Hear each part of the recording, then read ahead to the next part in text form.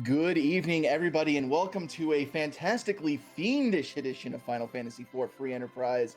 We're going to be hunting down the four elemental fiends tonight. I am, of course, Smape Nazo, and with me today we have our restreamer, Skullvalis Kitty. Mike Gear Z is going to be handling the tracking, and of course, most importantly, here in the booth with me is the dulcet legs of Rexicante. How's it going, Rex? Well, I never miss leg day, so it's pretty appropriate here. And for all of you out there watching, do you like boss hunts? Because we've got boss hunts for you tonight. That's basically all we've got for you is boss hunts from now until the end of the seed. This is what we want. This is the Four Fiends Fight Back seed. We got to fight both forms of Mylon, Kainazo, Velvalis, Rubicante, and even when they all team up, we still got to beat them then. So that's a lot of bosses that we have to fight, right? Absolutely, but of course the most important boss that we are not going to be seeing is Zeromus, which is an interesting twist on what we usually do. Instead of getting the crystal here, as soon as the fiends are defeated in their entirety, the race is over, which really makes you think about the short-term prospects rather than your long-term party planning. Right. One thing, as far as that party planning goes, one of the interesting flags is we've got distinct 5 on. However, we don't have the no dupes flag. So if, for example, Fusia is one of your characters, one of those distinct 5, you can have multiple Fusias in your party at once. And so it's going to be interesting, especially since we don't have no free lunch on today. People will have access to basically create the party that they want out of the 5 characters that are available, by having access to those free characters in Mysidia in the Watery Pass on Mount Ordeals and such.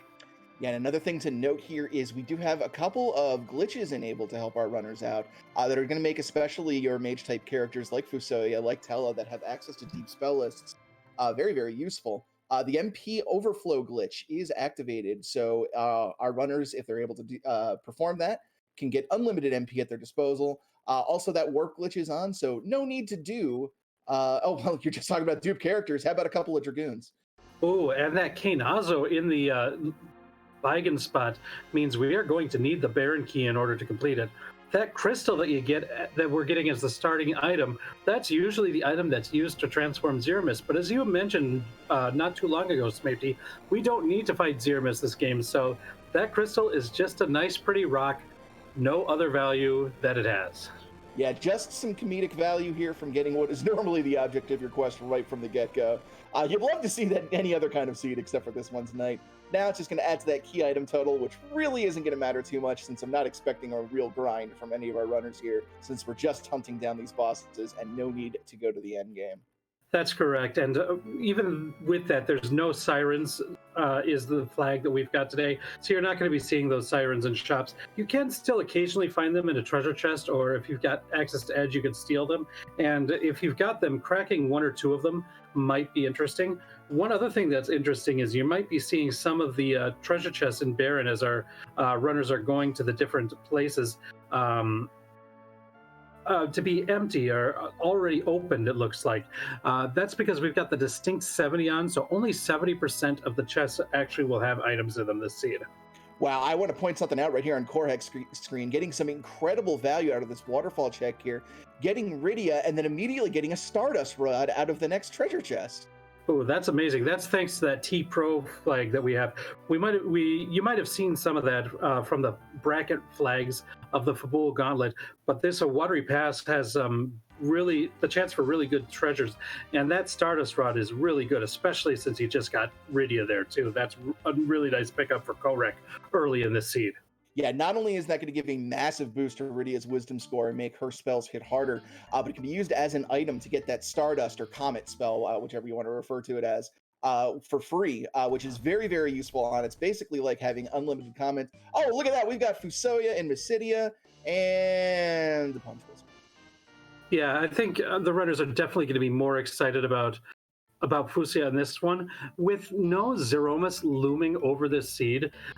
Getting up to the really high levels where Yang really shines isn't really necessary. And now that we know that Fusia is one of those distinct 5, we know that if it's possible to find multiple Fusoyas, you could really lean on him for most of the fights throughout the entirety of the run, especially since he really doesn't require any grinding other than defeating the bosses that you're going to fight anyways. Yeah, this is going to be especially good news for Korhek since he has that Stardust rod there. Can pass it around between Fusoya and Rydia. Make Fusoya's relatively middling stats really not matter as much as going to get a big boost to the offense from that wisdom gain from the Stardust rod itself. The only thing you got to be concerned about here is that we still have to fight bosses to get Fusoya's spell list up to speed. But since we're going to be hunting bosses anyway, not that big of a thing, and we'll be able to take advantage of that MP underflow glitch in certain places as well. And I think we see another character here that appears to be Porum up there on Mount Ordeals, as Zoe has gone up there and checked the free character there. It looks like she wants to really know who she's playing with as far as who's going to be available in this seed. And going up there is the first time that we've seen Porum. So I think we've seen all 5 of the characters, if I'm not mistaken. Let's see, we've seen Kain, Fusoya, Rydia. Yeah, we have. That is our distinct 5 there. I actually like to see Porum here as opposed to Rosa. Porum sometimes gets the label as maybe an inferior Rosa, but in a particular flag set like this, where you're not going to the end game, where you're not really concerned so much with hitting those high HP benchmarks going to the Zeromus fight, Porum gets early access to Berserk, and we've already seen 3 Kains in this seed already. All of them would really like that early Berserk. And we see Moonblaze Wolf fighting the Pale Dim and defeating it in the Mist Cave to start powering up that Fu, and goes in a little bit deep to check at least that first treasure chest of the Mist Cave, because that's another one of those locations that has slightly better value or potential value at least for the chests there. So doesn't want to go deep in there. It's a long walk to get to some of the other chests in the Mist Cave, but that one is right next to the boss, and if it wasn't one of the open ones because of the distinct or the 70% chest rule, that might have been a really good payoff for him. But instead he heads up to that watery pass that we had saw Korek go to earlier and picks up that Rydia as well. Yeah, one thing to note here is we have that T-Pro flag on. There's also the Sparse 70 flag as well. So even though we're going to get some value out of these high-tier treasure spots, with the Pro flag on, only 70% of treasure chests are going to actually have items in them. So you're not going to get as much value from these spots as you would. So yeah, like you said, not pushing too far into these dungeons, definitely the smart play. And we see Zoe fighting. Oh, I can't even say fighting. The Magus sisters in the vanilla Octomam spot. Again, this is one that you'd probably skip if Fusia wasn't in the party, but powering up Fusia is going to be really important for the runners to do earlier. So even though we've got boss hunts and this is not a boss that we're hunting, it's really important to beat as many of these early bosses as possible. Get Fu his really important spells, like Nuke, like Quake, like Cure 4, and then he'll be extremely useful throughout the rest of the seed. Yeah, if we were getting Pooh's important spells, then we would be playing the Earthbound randomizer, but that's not the case. Nice pull there by Zoe Vermilion, getting Bahamut out of the Grimoire, easily taking care of the Maga sisters there and getting a trio of spells on Fusoya. And it looks like most of our runners converging on the Antlion Cave here. And even with the 70% chest rule, there's so many chests in Antlion Cave that it's still a really nice pickup. So that, especially with these Kains, they're going to need a lot of equipment to really be optimized. So opening these chests, even if you're going to be fighting things like samurai armor or a diamond helmet or something like that, those are the little things that are really going to make Kain a lot more useful throughout the rest of the run too. Yeah, certainly. And it's not exactly, like we said, we not even really need like super high end game gear for our Kains here, just enough so that they can put out consistent damage, tank the hits. I think the mages are really going to be the stars of the show here, especially since, you know, we've got these Fusoyas here and their incredible spell lists as we, you know, take down all of these bosses here. But since they're going to have the HP to be able to soak the hits, and that jump mechanic can be used in certain boss fights in a pinch as well. Right. If we get to like one of the bosses that's definitely going to be looming large over the seed until it's found is Balvalis, and having access to Kain means you've got a couple of options on how you want to deal with her. If she's in a really nasty spot, having access to that jump command could be the key to allowing Fusia to be able to nail her with a nuke in order to beat that fight. Other situations, it's better to take your melee fighter and just have him, like Kane here, use Forum's Berserk to get through that tornado form without having to worry about the extra attacks that you get when jumping on her. So Kane gives a lot of options for one of the bosses that's one of the more tricky ones, especially since we know that where Kainazo is.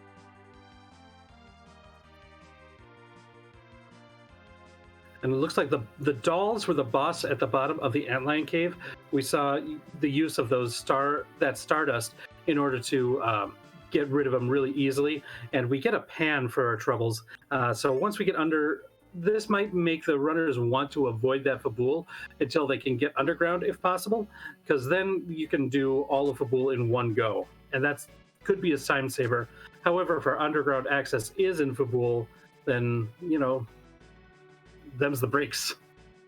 Yeah, no, when you get a pan that early, you can basically hear the voice of Rivers in your head saying, skip Fabul, because at that point it's the triple in one at Fabul is sort of like the dream at this point.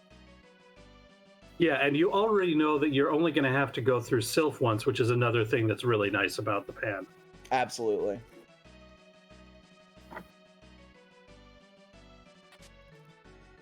And we see a couple of our runners heading up mountains. I believe Moonblaze Wolf is climbing down Mount Hobbs, while Kinda Nerdy Housewife is climbing up Mount Ordeals. And we're going to see a check of the first boss of Mount Ordeals up on Kinda Nerdy Housewife's screen. And we have a Lunar Sparkle. This will be interesting to see what it is, and it is the Nope Noodle itself. And while Kinda Nerdy Housewife is facing that, we see Korek fighting Odin in the Fabul fight. Lit 2 is one-shotting there. Yeah. So this will be interesting here, because we've got, I believe Zoe is also checking Fabul as well. So if this ends up being a important item that the other runners might fade a little bit because they got that pan, it'll be interesting to see how this gets routed from here. It is a pink tail as the reward. Now, correct me if I'm wrong, the No Adamant's flag is not on this seed. Is that correct? As far as I understand, it is not on. So that is going to be an adamant armor there, but we do need to find the hook first before we can turn that in. But that is a nice prize, either to make your Yang or your Kane a really good fighter, or to just make sure that the Fu that you have has not only really good stats, but is almost unkillable. And that could be very important through some of the boss fights if we have to fight some of these fiends on the moon. Yeah, most certainly. Kinda Nerdy Housewife run into a bit of a wall here with this Ogopogo. Ogopogo, just one of those bosses that, barring a few spots, is just always going to be nasty. Especially right here when the bulk of your damage is going to be coming from Fusoya casting spells. Every one of those spells is going to trigger a Blaze counterattack. It does percentage-based HP, and that combined with the big waves doing percentage-based HP damage can really whittle you down very, very quickly.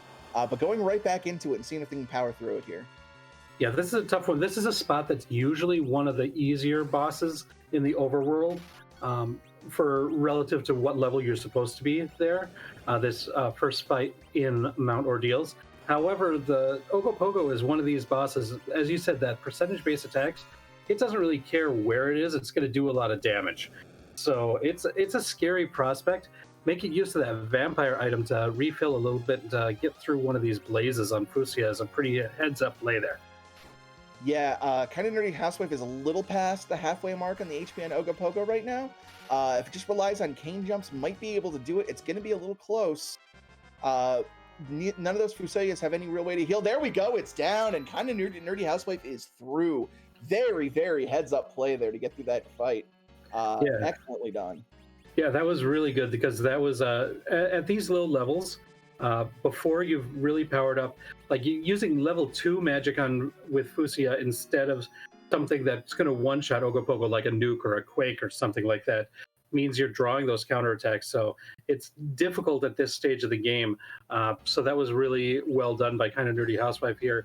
Hopefully the second boss won't be as scary, but we found a really important boss down on Moonblaze Wolf's screen. You've got an important boss with an important extremity here being shown. goes down, and that is an objective complete for Moonblaze Wolf. Yeah, Rubicant in the first boss spot in the Baron Inn, and it looks like Leviathan in the second. But that Rubicant is really important. The runners who checked Baron early probably note that and will be drawn to doing. I mean, Baron Inn is a pretty good place in general. Because you get the key item and the character for beating it. The character is not as important in this flag set with the free lunch characters on. However, this is definitely one that runners will want to go to because of that Rubicant, and they're going to be rewarded pretty well with that Magma Key as well. Yeah, especially since both Moonblaze Wolf and Zoe Vermilion have the pan after getting through that. So that might set up a routing where they just immediately go and try to cash that pan in for all it's worth. Meanwhile, Kinda Nerdy Housewife fighting Mom Bomb in the second fight up there on Mount Ordeal. Another kind of tough one. Got through the explosion, now just has to deal with the 6 bomb. But her foos are pretty strong right now. I mean, as far as having enough HP, and the level 2 spells are probably going to be enough to take down the rest of the fight, so she's in good shape there. Yeah, the irritating part about that Mom Bomb fight is the extra 9,000 HP tacked onto whatever spot gets it, especially early on when you don't really have this kind of burst damage that you would like. That can really hurt when the explosion comes out, but like you said, multi-targeting those spells, not a problem. Kind of Nerdy Housewife is through, and it's going to be the first one of the Kluya Shrine. Checking Moonblaze Wolf real quick, I didn't see where he got it, but it looks like he found the Sylph spell for Rydia. That's a pretty huge boon in a team that really doesn't have any solid healing until Fu gets his white magic online. Or if you decide to take a Porum at some point, she could be an alternative. But I like the proactive healing of Sylph because you're still doing damage to your enemies while you're healing. And I also am a big fan of the MP cost of 0 on Sylph. That's pretty nice. Yeah, Sylph is just a really fantastic spell overall. Cut that thought off straight. Kind of Nerdy Housewife has the Baron Key, which, as we know, is required here. So that's a required Ordeals. That's really interesting, especially considering that we don't have a Tella or a Cecil in our distinct characters. So there isn't like that impetus to go to Ordeals that those characters like kind of require. So somebody like Moonblaze Wolf now might be fading that check up there. The counter argument is there's 3 bosses up there, and this is a boss hunt seed. So I think there's still a decent chance that all the runners will make it there before too long. However, it is something that some of the runners might put off until a little bit later. Yeah, exactly. Plus, we've got Fusoya as one of our distinct characters, and more bosses equals more power for him. But yeah, it's something our runners are definitely going to have to weigh, especially in Moonblaze's case when he's got both the Magma Key and the Pan here. Ordeals, like you said, probably looking a little less attractive than heading underground and starting to poke around there. It'll definitely be a check that'll be made at some point, but until we get to that point, I would say Kind of Nerdy Housewife has a little bit of an edge here. Yeah, that's a pretty good play, and Korak's going to be right behind Kind of Nerdy Housewife. He has just defeated Mom Bomb, and he's going to get that Baron Key very shortly as well. I mean, that's kind of the trade-off between this early Baron Key, or excuse me, this early Baron Inn that leads to Magma Key versus the Ordeals play, which is a little bit more traditional, completing routing of the overworld spots. And it's kind of paying off for Kind of Nerdy Housewife and Korak for now. We still have a lot of seed to go, a lot of bosses to hunt. Oh, absolutely. The other thing the Baron Key does do is, in addition to that Baigan spot, which we know is Cagnazo, we get to check the throne spot, which could be, of course, one of the bosses we need. And there's also a chance for a peek at the other throne, where Odin normally is. Either of those could be any of the bosses we're still looking for. So that's some knowledge that KNH and Korhek could have that our other runners won't quite be privy to just yet. And we saw the vanilla rat tail chest is the Luca key. Probably not an item that our runners are going to be looking to find in this one, considering the warp glitch is on. So the only thing is there is a boss down at that Luca cave spot. So if that's a required boss, that warp glitch could be a real troll spot. Most certainly. Railroad Engineer is our Job Dwarf job of the day. Much thanks to Moonblaze Wolf for validating his run there. Always appreciate seeing the Job Dwarf in action.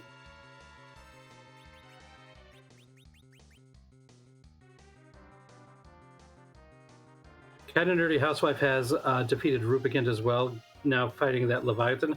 The question is going to be, is she going to decide to go underground right away afterwards, or is she going to, since she's in Baron already, going to cash in that Baron key? I would like to think that Kind of Nerdy Housewife's thought process is do Baron in and then immediately just go right into Baron Castle from there. Yeah, finding that magma key, especially since she already has the pan from Antlion Cave, might throw a wrench in that, might decide to change it, but I would be hazard a guess that she'll probably keep the initial plan here and move on to Baron Castle. I tend to We'll see. agree because we know that there's an objective there, and like I think the adage is becoming: if you know that there's an objective to do, go do the objective. It might lead to more objectives too, but you're at least going to do something that you know is required. Exactly. Yeah, that was sort of the prevailing meta, if you will, during our most recent tournament, the Fabul Gauntlet, which was our first tournament showcasing this objective system. And that really led to a lot of fortunate situations in a lot of different races. So sort of has become prevailing wisdom at this point. So yeah, we'll see if that is what she decides to do here. Korhek right on her heels, heading into Baron here, and also going to make that check and Baron in. And now Moonblaze Wolf has defeated Odin. It looks like Zoe's going straight to Sheila first, so we'll see what Sheila's got. Sheila 1 is giving us the Twin Harp. And Sheila 2, just a life staff, but that Twin Harp, again, there's only one boss there, so we'll see when our runners decide to include that in their checks. When you're dealing with boss hunts, the places that have more than one bosses tend to have a little bit more of a higher priority. Yeah, the one advantage would be having just left Sylph Cave, going to go check the music now would have your entire party at low HP, so you'd be able to off them very quickly and get them set up for the cutscene skip here. And Zoe Vermilion is heading right over to Troya. We might see a harp check here. I'm sure everybody in chat would love that. We'll see if that's it or if Zoe is just playing the big pump fake here. KNH decided not to go into Baron right away, is turning in that magma key. I mean, she is still holding on to that pan, so it kind of like I can definitely see that's probably weighing on her mind. Like, I want to go this. There's so many checks that you get for free right there. So I can understand that. I can also see the counter argument that it looks like Korek might be making. He's at least unlocking the weapon shop within Baron. We'll see if he decides to make a play into the sewers as well. Yes, absolutely. And here's Zoe Vermilion going for the harp check, the hero of the people, giving us music.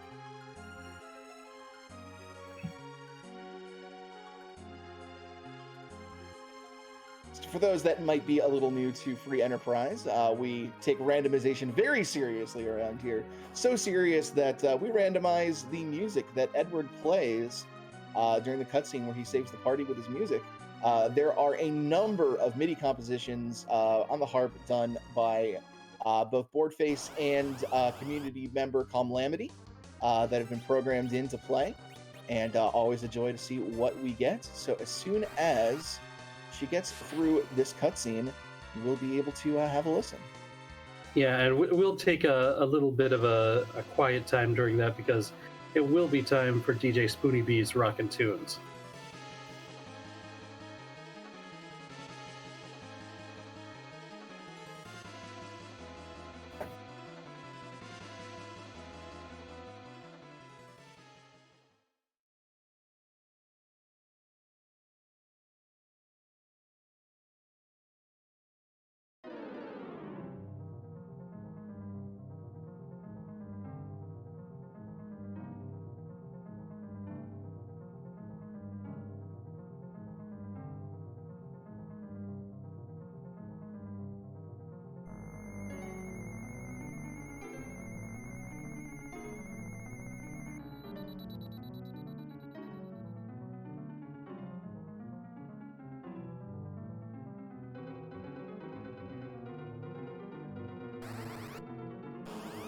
believe this is Zelda 3. Is this Ganon or Aghanim? I believe this is Zelda 3. Is this Ganon or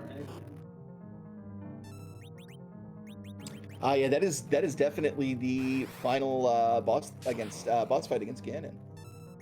Definitely smelling some bacon here.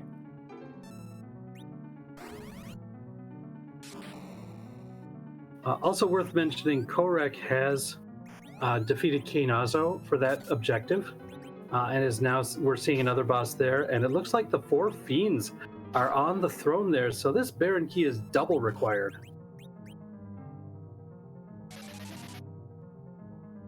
Yeah, this is very, very big for our runners who have gone up ordeals right now.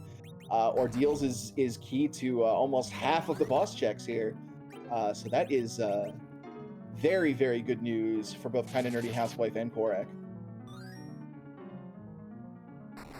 And shortly Moonblaze Wolf, because he has also ascended Mount Ordeals and has gotten that Baron Key as well.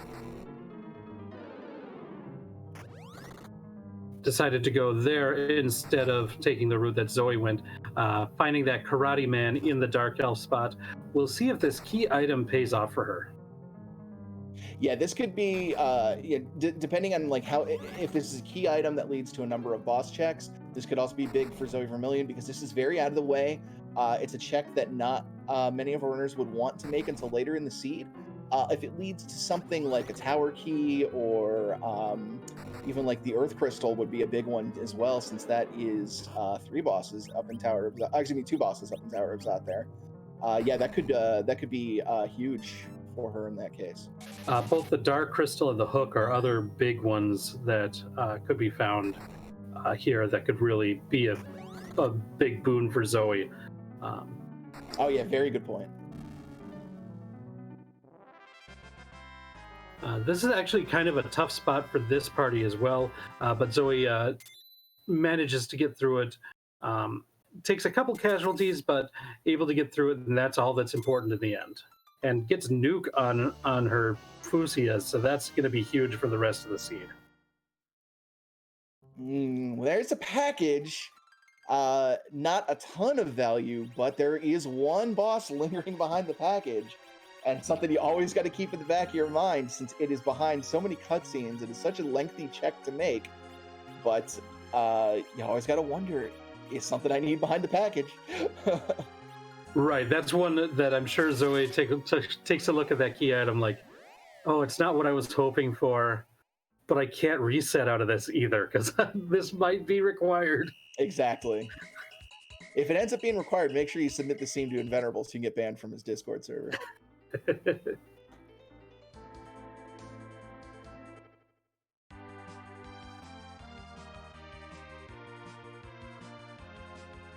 Looks like it was the Sand Ruby was the key item that Korek got for completing the Baron chain, which is where both Kinda Nerdy Housewife and Moonblaze Wolf are at this point. Yeah, not really any value from that Sand Ruby itself. The big win here was 2 of the required boss fights being here in Baron Castle.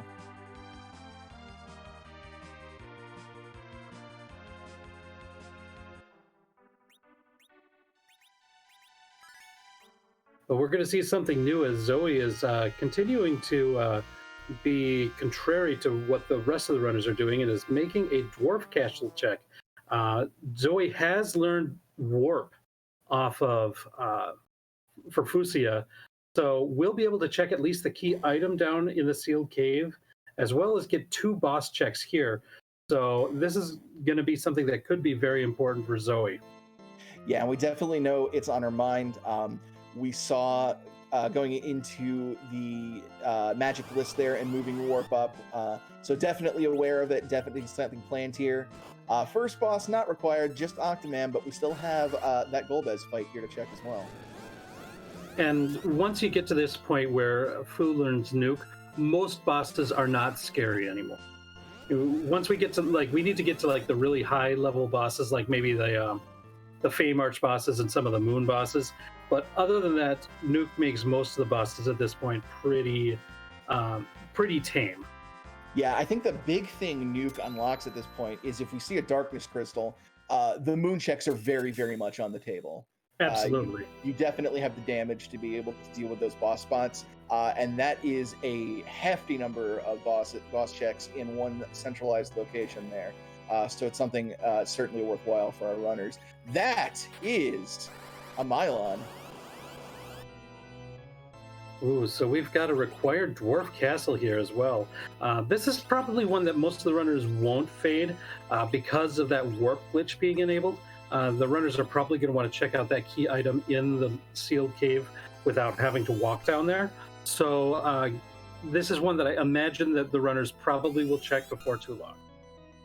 I really like this check by Korhek here, going out and looking at the Odin spot here and finding it's a relatively free fight in the form of the Kaipo Baron soldiers. So going to be taking out this. It's not a required fight, but there is a key item potentially hidden behind here that could unlock something else. Speaking of the Darkness Crystal, which we mentioned before, the boss checks, our runners will probably have to also remember it is also going to open up the Giant of Babel, which it does have 2 boss checks in there as well. But we've found a lot of our bosses. I think Mylon, Z, and Valvolus are the only outstanding ones. By my count, I believe, yeah, you're correct there. So this going pretty fast so far, but these boss hunts have a tendency to sort of linger a little bit. Sometimes that last boss can be particularly hard to find. So while it seems pretty quick right now, we might go through a little dry spell where we're not seeing any of the bosses we need for a bit. See, Moonblaze Wolf also trying to take down these officers and soldiers. Getting that stone to hit can sometimes be a little tricky. That doesn't have the best hit percent, but keep going at it and you should eventually get them. Yeah, the nice thing is it casts relatively quickly, has a decently fast animation on it and everything, so it's spammable certainly, and it can be and you can be multi-targeted, so it's very useful here. And yeah, landing there for Moonblaze Wolf, so he's through the fight as well. Zoe got the hook from the Dwarf Castle and gets the blank glitch there. Takes a look. I don't think any of those key items were new ones. So, yeah, that's an unfortunate glitch that plagues all of us from time to time. That is a very nice hook pickup, because not only is that a few more boss checks, that's access to the Pinktail turn-in for a free set of Animate armor, which might be a little bit overkill with this many Fusoyas in the seed, but certainly nothing to sneeze at.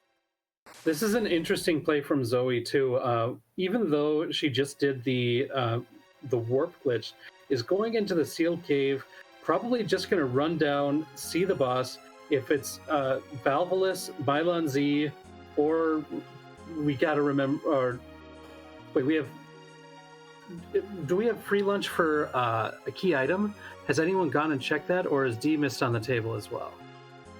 I believe D-Mist is on the cave. I believe it was only key free lunch for characters. I could be mistaken though. Okay. But just to expand on what you were saying, I really do love this play from Zoe here. This is the calculated gamble here. This is we know this is on. Very few people are going to check this. I'm going to get myself some knowledge other people might not know. If this pays off, I can assume I'm in a pretty comfortable position here. So I really like this. This is a gutsy play, and it's what I really like to see from Free Enterprise play. Right. Especially if this ends up being Mylon Z or Valvolus, this could be a huge play for Zoe. Yeah. So as all the other runners are sort of crossing paths here, definitely keep your attention on the top right here, because this boss check could be very interesting. Or it could be the Baron guards. That was a quick reset. Yeah. I mean, that's the thing. It's a calculated gamble, but it's still a gamble. And so that is unfortunately a little bit of time loss from Zoe. But at least she knows that that's not going to be hanging over her for the rest of this run.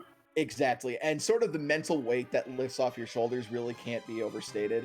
uh, there is so much, at least for me, at least, a lot of second guessing that goes into here. Of, well, I've got this, and I've got to have this in the back of my mind of what I should do, and all of these potential, things going on. This isn't going to be gnawing at Zoe's mind of, oh, you did the warp glitch, are you going to check the actual boss? It could be one of the bosses you need. Now it's done.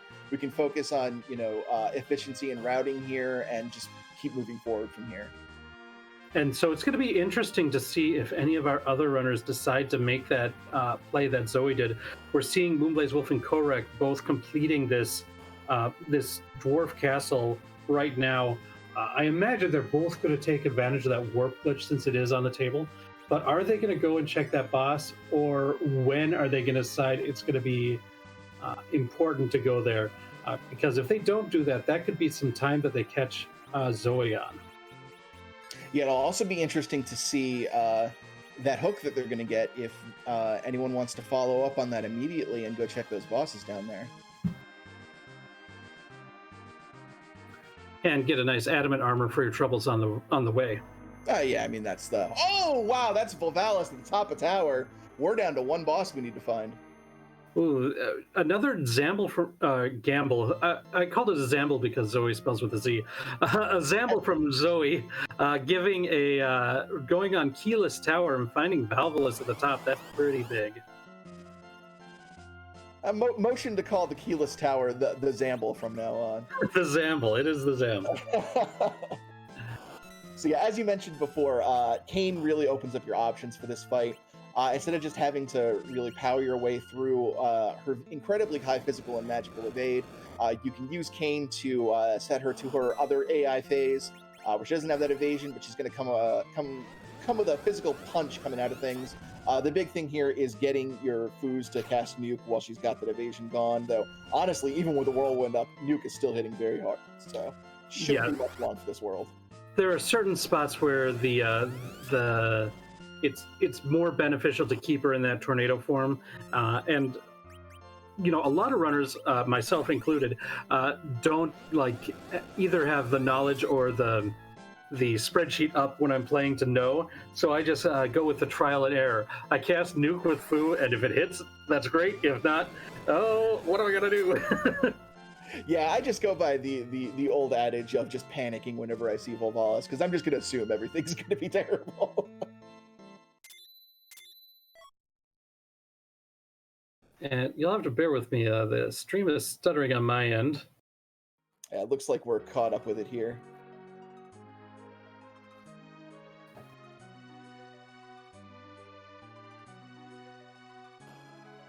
Okay. Looks like Zoe is still in that fight with Velvalis. Moonblaze Wolf heading over to music. We see Korek in the Fey March. Now, we've seen some of the runners in the Fey March. Have we seen anybody take a peek at those bosses down there yet? I'm not sure that we've had a visual confirmation on the bosses. I know, like you said, someone to run back here. With that save there by Korek, this might be our first actual look at who those bosses are.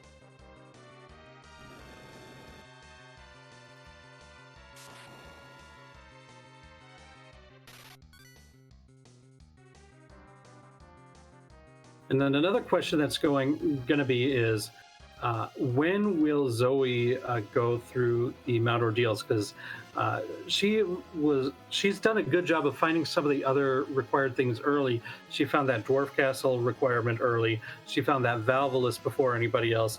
But she still is lacking that Baron Key, which we know is very important. That's an alt gauntlet in the Fey March. Not exactly the most fun place to run into that alt gauntlet. If you like conjurers, it's really nice. If you don't like conjurers, we will. The nice thing here is that Nuke is hitting hard enough to one-shot the conjurers before they can get a summon off. So this isn't the worst situation. Well, I say that, and then here comes the huge Naga. Well, it's not going to do a whole lot for Fusi. He's already at full power. But getting the extra experience on your Yang and your Kain is still something that's going to be nice. We still have the moon looming. We don't know how many bosses on the moon we're going to have to deal with. And having a couple characters who can tank a few more hits than Fusia can could still be very important. Yeah, most certainly. There is still plenty of seed left to go here. We still have to hunt down one more boss, and it could be in a particularly nasty spot up on the moon. So we still want to get some power on our characters here going into potential moon delve, which is looking more and more likely. We're kind of running out of spots to check terrestrially here. We still haven't found that darkness crystal. But if we find that, we still haven't found our last boss, then yeah, I'd be looking for a lunar finish here. And good news for Zoe, she is going up Mount Ordeals at this point. So that's going to be the Baron key in her hands very shortly. Due to the glitch from Twitch's end, I didn't check to see, I wasn't able to see what Zoe got as far as the key item is concerned off the top of the lower tower. So, but I don't believe it's the Darkness Crystal. Our tracker Iker says it's a ninja sword, so... Okay. Well, that's just some expensive showpiece for your living room with no ninja in sight to use it. That is cash. That is all that is.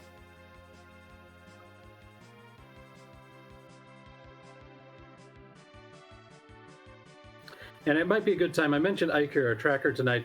We also have Scala Kitty on the restream today, and she was also kind enough to roll the seed for everybody. So hopefully that means this last boss is going to be a bit trolly, but we'll see. I like how you say kind enough, as if she, as if it is some sort of charity that she is giving people a Scala Kitty classic. But yes, I'm hoping that it's true to it by this boss being in a very, very nasty place. Looks like we've got an Earth Crystal as the reward from that Alt Gauntlet. And we have Plague as that Lunar Sparkle in the Leviathan spot. Probably kind of a relief to see Plague here. This spot can be really nasty, especially with some of those lunar bosses that could have been there. Yeah, Plague is never a terribly threatening boss. It's got a lot of HP to chip through here, but with those nukes flying, I'm not even sure that Korek is going to have to engage with the mechanics here at all. Might be able to get this all done before the count even goes down. And I'm not sure what Korek's agility setup is. He did immediately berserk one of the canes. Might be able to bypass, if the agility is set up right, you can have it so a berserked character just won't die at count 0. Agility is such a fun stat in this game. It is. It's been fascinating watching this community dive deep into the stats of this game and figure out how they all work. And I think Free Enterprise just showed this, how bizarre this game was cobbled together, but it makes for a really interesting gameplay decisions, especially in this randomizer. Oh, absolutely. And down goes Plague, and what are we going to get? Some Artemis arrows. Maybe not the best thing to find. Moonblaze Wolf sees it's Dr. Luge and the Rubicante vanilla spot. Zoe probably had a peek of that before fighting Vivalis at the tower. There still is that boss in the King Queen Eblin spot. We'll see if Moonblaze Wolf decides to go into Upper Babel to make that check here. Yeah, we know that there's only one more boss left to find. Moon does not know that. So might be feeling a little disappointed that there's only one potential check here now instead of 2. But the interesting thing from a routing perspective here from Moon is that since there really isn't any reason to actually complete the hook route at this point. So he can just sort of check the boss and save Scum out with a reset if it's not anything that's required.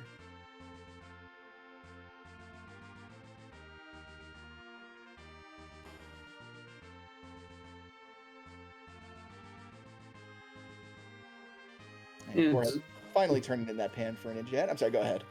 Oh, I was just saying Zoe going through Baron. So we've got, I think the most interesting thing right now is Blaze. We'll see if this King-Queen spot is going to be required very shortly here. Goes ahead, puts that adamant armor on Fusuya. Going to be very, very strong there. Getting it set up so that he'll have really nice agility set up. And the boss is Ooh, the Mist Dragon! This could be Oh, huge for Moonblaze Wolf, and it could be nothing, but I don't think he's going to reset out of this one. yeah, no. There's you got to do it at this point. You came down here. You got to make the check. We still have not seen the Darkness Crystal anywhere. How wild would it be if Rydia's mom had the Darkness Crystal the whole time?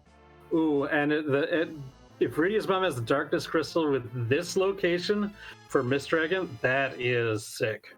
Yeah, I think that would definitely put this well within the reality of a Scala Kitty Classic. Agreed.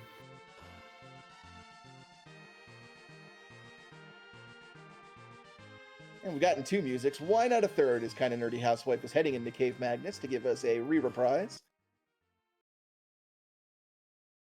This is interesting. I think Moonblaze Wolf has decided to walk out, and that's probably a little bit faster than defeating Dr. Luge in the second boss spot. I think this shows how little he's prioritizing experience on his characters, because that would be a pretty good chunk of experience to defeat Dr. Luge and just complete the hook route at this point after already going through Deep Mist. And it's not like Dr. Luge is a terribly difficult fight with a bunch of Fusuyas who can cast Nuke either. Right, yeah, the thing you'd have to keep in mind is that Lugai is a little bit on the longer side because it's, Dr. Cutscene, as he's sometimes affectionately referred to. He's got some scripted things he's got to go through. You got to go through 2 fights. And then you also have to sit through the cutscene of unlocking the Falcon. The advantage to that is it would let you get a peek up at the top of tower if Moon had done that. And then that would have shown him that Vivalis is up there and that the tower is required. But yeah, I think it's kind of up in the air over whether which would have been the faster route. Because if this does end up being the Darkness Crystal, he might fade that keyless tower as well. Yeah, absolutely. It's a rat tail, so it still could be a Darkness Crystal. It absolutely could. This demon is making us hold our breath to the last possible moment here. Well, speak for yourself. I'm breathing fine. It's interesting, though.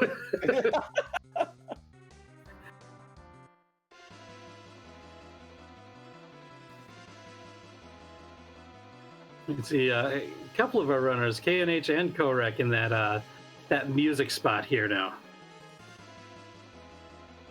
They are almost entirely in sync going into this music check. You'll love to see that.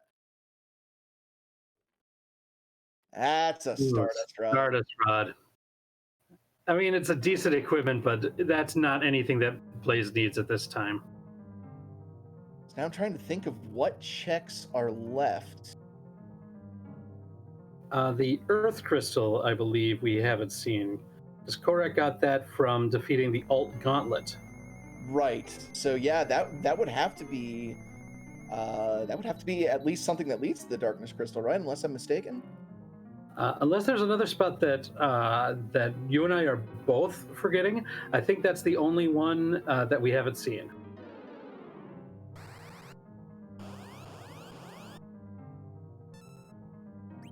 So he's gone into the basement of Baron Castle here to fight Odin. Or Odin's spot, rather. It's the Kaipo guards. Right. And Moonblaze Wolf might be heading onto the right track here, going into the Fey March. If he gets that Earth Crystal, then he will be on what looks to be the critical path going forward here. A good reminder point from our tracker Iker in the chat, Mylon Z could still be behind that package. So there's a chance that the moon is completely without value. I think it's unlikely, but it's definitely possible. So let me ask you, if you're in this situation, let's assume that the Darkness Crystal does come from Tower of Zod, and you have not gotten the last boss in any of the bosses in Tower of Zod. Do you check the package before you go to the moon, or do you go right to the moon and just bet that the package is not going to be a factor? I absolutely check the package. I'm glad we're of the same mind there. I just couldn't deal with the anxiety of leaving that package behind. Yeah, and it looks like Zoe is of the same mind as us too, because she is going into the Village Mist and is going to burn it down, and we are going to see who the boss is. This is one, and since she's completed the Baron route too, she is just a Mylon Z away from completing this. If this ends up being Mylon Z here, she's in line to defeat all of our featured runners here. And I will also notice that we don't have any finishes in the race yet. Yes, this could be a huge moment of truth here. Zoe's been having some very big gambles. Some of them have really paid off here. If this is the final payoff, we could be looking at a finish here. So, with breath. I will say these gambles are big. If Keyless Tower and Package both pay off, then Zoe absolutely deserves to win. Like those are huge gambles. 100% agree there.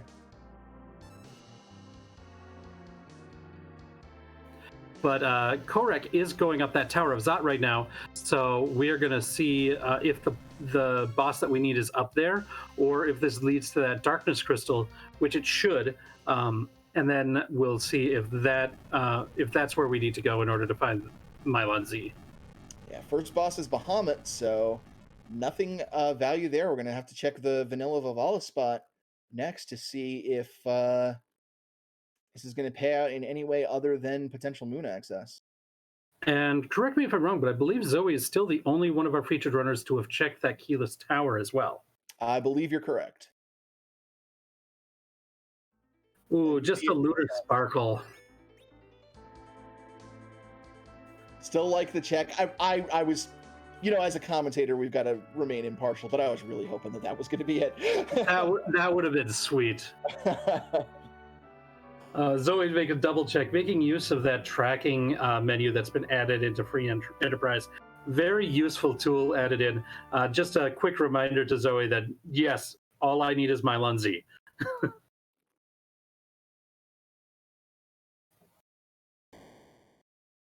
So now every boss check here is an important one from a viewer perspective here, since we know we're just looking for Mylon Z at this point.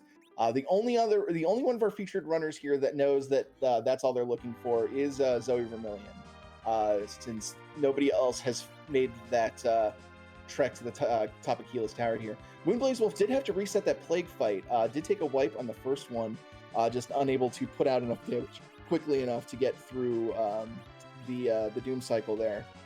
Yeah, Blaze doesn't quite have the damage output that we've seen from some of our other runners, with only 2 Fusias versus 3. That's just one less nuke that you're casting every cycle.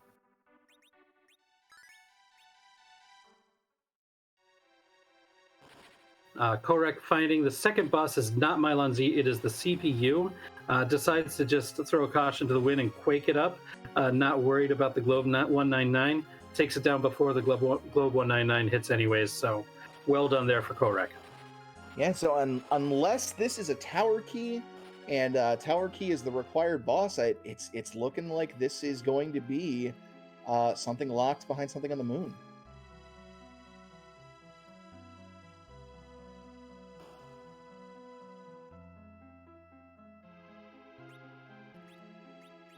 And there's our Darkness Crystal. Now the question is for Korek, since he's got now access to a lot of boss checks on the moon, does he go straight up there or does he do the Keyless Tower check first? It looks like he's flying towards Mysidia, so it looks like he may be lunar bound. Yeah, I would be making the same call if I were in Korek's spot right now. You still do have that Keyless Tower, but since you're going to the moon, you figure, well, we'll get all of Tower done in one shot. Of course, he's not privy to the knowledge that that Keyless Tower does have one of the bosses that we need. But I think, given the information that he has, this is a perfectly reasonable call here. Now Zoe making that same check that Blaze did earlier is going to find that Mist Dragon in the King Queen Evelyn spot is probably going to fight it, because she hasn't found that Darkness Crystal yet either.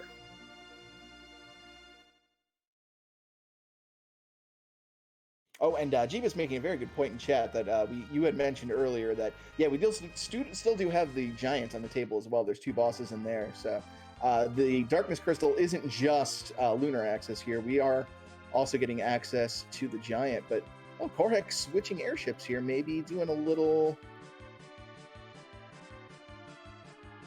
Oh, wants to turn that pink tail in before going to the moon. I see. That makes 100% sense. That's Yeah, pretty big. What's better insurance than Nuke going into the moon? Nuke with adamant armor going into the moon. Question in the chat, Dijon Ketchup, where was darkness? It was at the Tower of Zot. So Zoe Vermilion going into bonus mode here. We'll see if Zoe decides to power through Lugai to get out or back up. The intel from the top of tower isn't as important to her, of course, since she's already been up to the tower. Knows Valis is there and beaten her.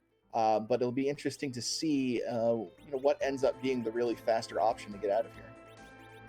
Meanwhile, both Blaze and KNH doing the alternate gauntlet, which we know is required because that's going to be leading to that Earth Crystal, which is going to be the way to get to that Darkness Crystal.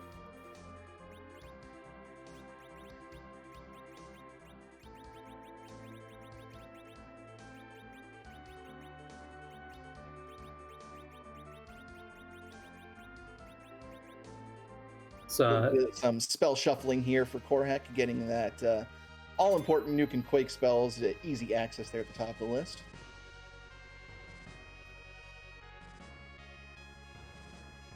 If you're going to play a significant portion of a seed with Fusuya, I highly recommend that, because otherwise you're just like, where the heck was that spell every single battle? Becomes a fun mini game called Hunt Nuke in your spell list. And then I move it up to the front, and then I forgot that I did that, so I still end up hunting. So take any advice I give with a grain of salt. And it's immediately into the value cave with Korhek. Here is a man who values his memes. But I think this is a really smart decision to go here first, because you can peek the boss and know whether or not it's going to be useful. All the other bosses in the lunar subterrane, you have to actually get into the battle before fighting. So, was that Ashura or Mylon Z? That was King Queen Evelyn, it looks like. King Queen Evelyn, oh. So it was neither of what I thought it was.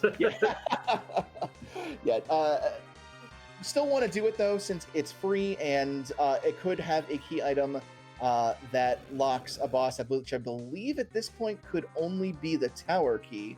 Yeah. Unless I'm mistaken. But still, that's a potential boss on there, and Korhek has not been to the tower at all. It also gets a little bit more HP and levels for Kane and Yang, and that could be relevant with some of these lunar subterranean fights coming up. Yeah, always a good idea not to underestimate the moon. It can still sneak up on you with a really nasty boss roll in one of these spots. So, and yeah, even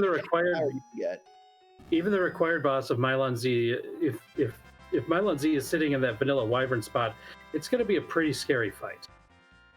Yeah, yes, indeed. The one nice thing is with all of these Fusoyas and access to the Blink spell, the only thing Mylon Z does is physical attack, so if need be, you can always just blink up your party and become essentially immune to Mylon Z's attacks if it comes to that.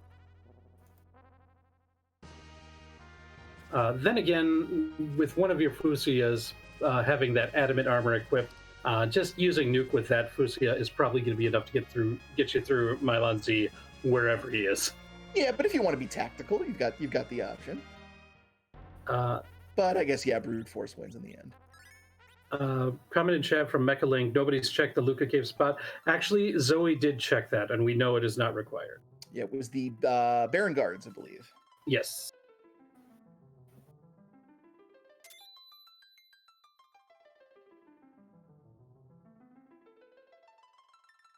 Kind of nerdy housewife getting her Earth Crystal, so now she is on the critical path.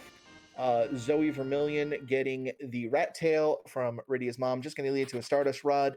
So I would imagine her next check is going to be those Fey March bosses to get that Earth Crystal and be on her way to a Darkness Crystal. I believe that's the only checks that Zoe has left at this time are those two Fey March checks, so that should be her next stop after this.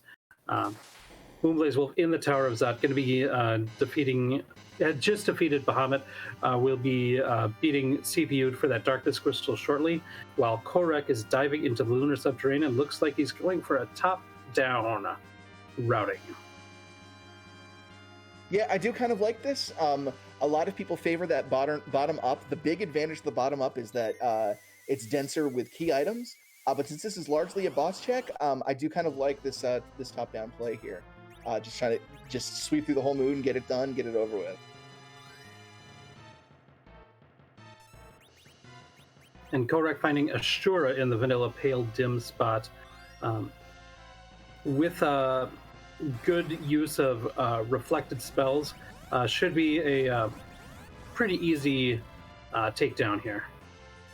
Yeah, the one thing to worry about are those physical attack counterattacks, especially since one Fusoya is left in the front. I've got to imagine that's the Fusoya with the adamant armor, though, so should be okay. If you're going to be reflecting the nukes, though, you're not going to be getting those counterattacks, so you can just avoid that entirely. That is actually a very good point.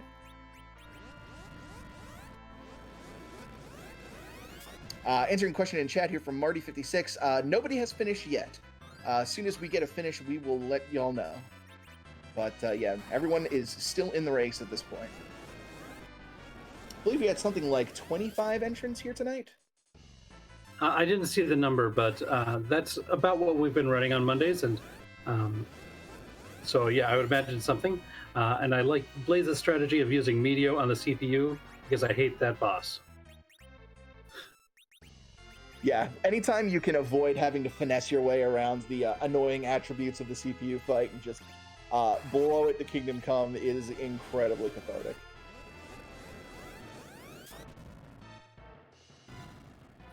Zoe now in that all-important alt gauntlet fight to get that Earth Crystal. And remember, at this point, I think it's important for us to remind it, we might be saying it a lot, Zoe is the only one who has defeated Valvalis at the top of Keyless Tower. So if she can get to where Korek is on the moon, she has that advantage. Who knows how long it's going to be, even if he gets that tower key, how long it's going to take before Korek decides to go back to the blue planet and check that, while there's still boss checks both on the moon and in the Giant. Precisely, yeah, that's something that really can't be understated here, even though it looks like if we're just following the path of key items and where they're going to lead here, it might look like Zoe Vermilion is behind.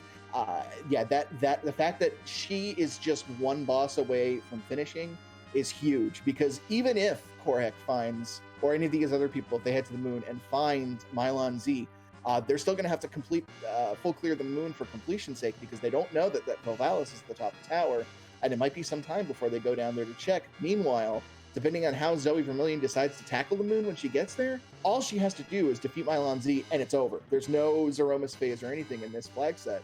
So that could be what decides the race if it comes down to it. And it looks like Moonblaze Wolf is kind of following suit with Korek and deciding to head up to the moon before completing Keyless Tower. He did a couple more checks, like he went through the demist cycle, and Korek didn't do any of that. So he did complete more on the blue planet than Korek did. However, none of that ended up panning out for him. But it looks like he's going through a very similar routing right now, with going to that Cave Bahamut first, going to find that King Queen Evelyn spot. We'll see if he decides to make that play and defeat him. Probably will, especially with that tower key still looming. Yeah, most certainly. And it'll be interesting to see either Kind of Nerdy Houseboy for Zoe Vermilion, once they get that Darkness Crystal, if either of them decide to make a giant check before going to the moon. It's definitely something that's on the table, and we haven't seen either of our runners that have had access to the Darkness Crystal so far make that play yet. So I would be really interested to see if we do have that kind of divergence on the table. You know, I wouldn't be surprised if Zoe ends up making that play, just because it seems like Zoe is willing to make some big gambles, and some of them paid off, some of them haven't. But that's seemed to be, at least so far throughout this seed, the kind of style that she's been playing so far. So I wouldn't be surprised if she decides to make that decision.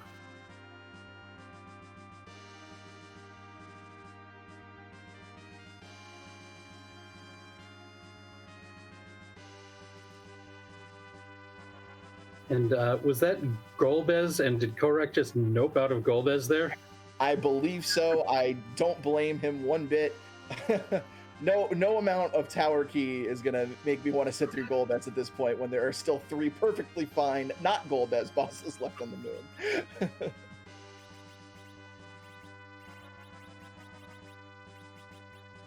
Yeah, I think there are very few bosses that inspire the level of hate that Golbez does. So slow, and in certain spaces, really dangerous too. Yeah, absolutely. Now, one thing, I'm not sure if Korek did it, but there is that save point right in front of the Wyvern spot. So keeping like a separate save there, and then checking the other bosses, and if the boss if nothing you need pops up there, being able to just load that save right in front of there to do it would certainly be a possibility. Ooh, and in the big 200k experience room, Korek finds the Water Hag. A nice free little fight here.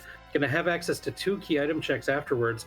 Might find that key that we're looking for, but not lucky enough to find Mylon Z quite yet. Yeah, and still, always nice to find Water Hag in this room here. Yeah, this is. I mean, he'll smack a couple of members pretty quickly, but I think at these high levels, nobody even falls. So well done there. We're past that 10 key items, so it's going to be 200,000 experience. Just such a nice room here. No key items though. That power robe is going to be really nice for Yang or Kane though. Yeah, definitely not the biggest waste, but at this point, you're kind of wishing you had something to go with here. Yeah, and experiences. Since we've mentioned a couple times, there's no Zeramis fight in this particular flag set. So experience is not as important as it is. We see Korek go directly to the next room without saving first. So I think he was prepared to do a reset if necessary here, and just forego that 200,000 experience. Rex, can you tell me, is justice the only right in this world? Well, I think justice for Yang is the only right in this world. I just don't get it. Maybe one day I'll see. No, actually, that's always what the Dark Knight says in this fight is my favorite quote from Final Fantasy IV. So I've always loved that. Gets an adamant for his troubles, but not really anything exciting there, unfortunately. So the last check here is going to be the Ogopogo spot. Either that's going to be the boss we're looking for, or it's going to have a tower key, and if it's not, then, well, it's back to Golbez.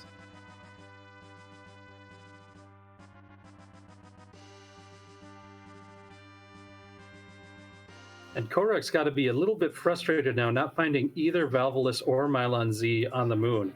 And he's looking for both of those bosses at this point because he didn't do top of tower. Yeah, plus Korek has a few more open boss spots to go compared to some of the other featured racers here. Like, he didn't go down the hook route, hasn't been to the tower, of course, so there's still a lot of potential places to be checked there. That's a Dark Elf, so by my reckoning, it's got to be behind the tower key, right? Or in the Giant? Or the Giant, that's right, the Giant is also left.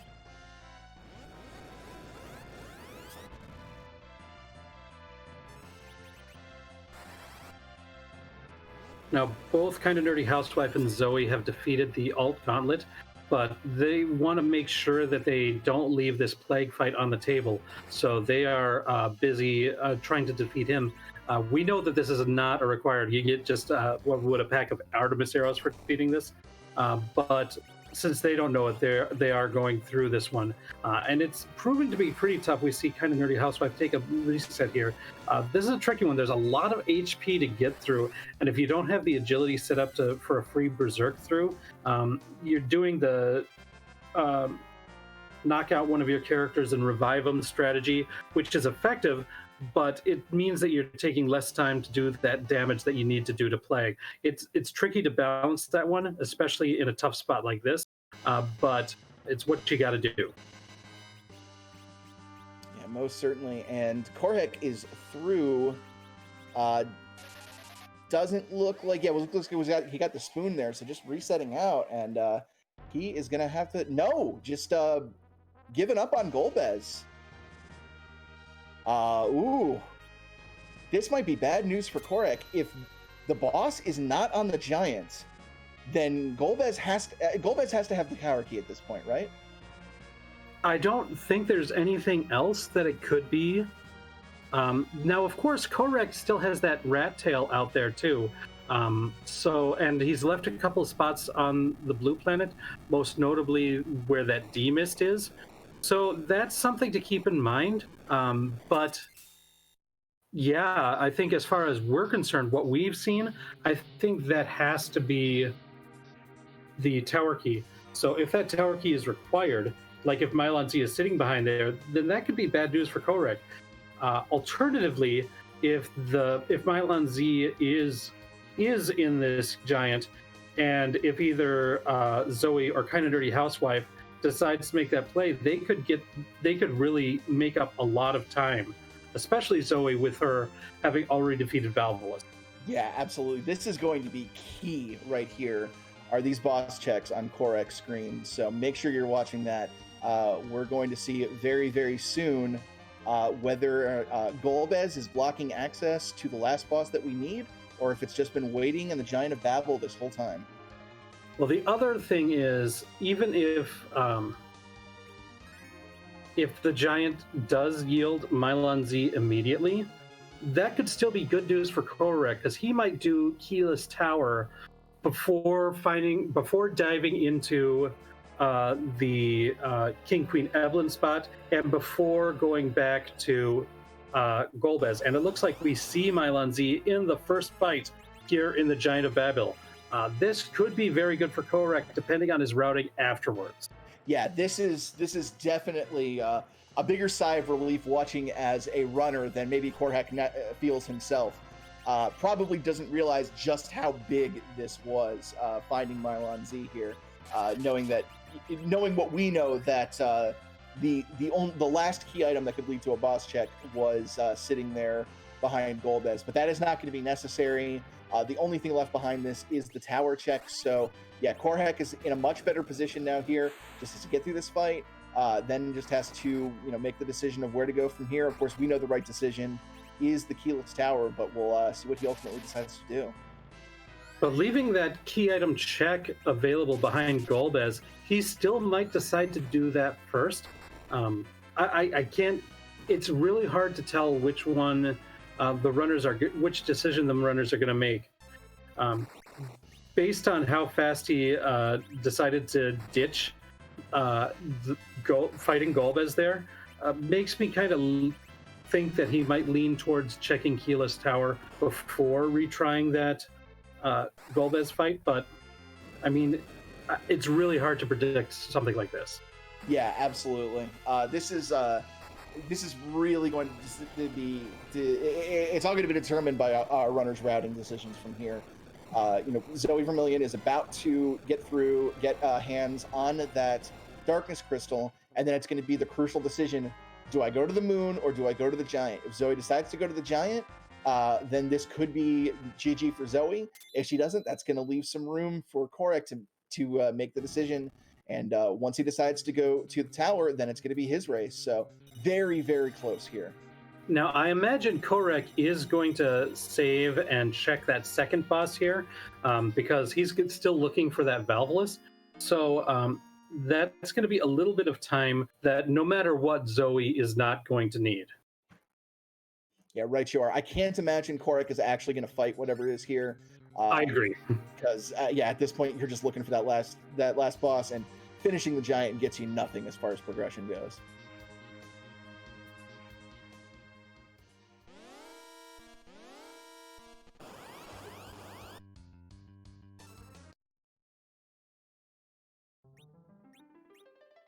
Zoe making quick work of the CPU with a nuke. Looks like Moonblaze Wolf still following that Korek, going or had seen that Golbez, but I don't see Tower Key on his tracking, so I think that he did not defeat it either.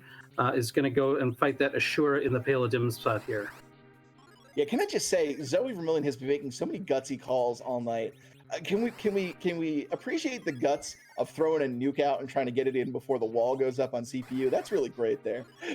Yeah, that was, and that's also really good game knowledge. I imagine that's because we've got probably the Fu with the adamant armor in the second spot, which is actually the top spot. Knowing that that's going to go first, and knowing that the charge time of Fu is so fast that you're going to get it off on that CPU that quickly. So that's really heads up playing by Zoe. Gutsy, but heads up too.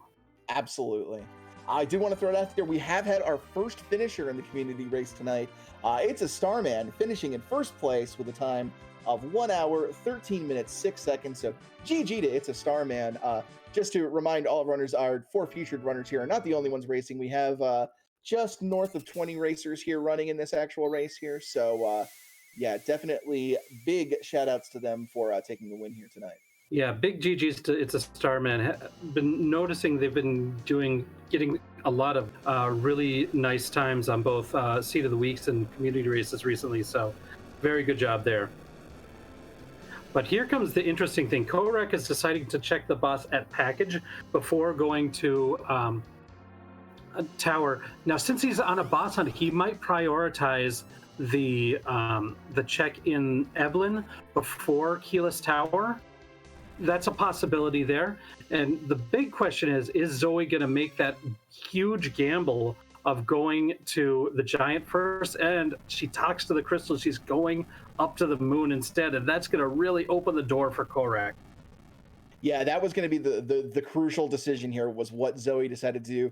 Going to the moon is going to be much more time gained here for Korhek to eventually make the decision to head to the Keyless Tower. We see Moonblaze Wolf going into his Mylon Z fight. So after this, he is going to be down to only one boss left. Meanwhile, Kinda Nerdy Housewife is taking that Evelyn Cave route here to check the bosses there. Not going to lead to anything, but is going to get roped down that Demis rabbit hole that eventually doesn't lead anywhere, unfortunately.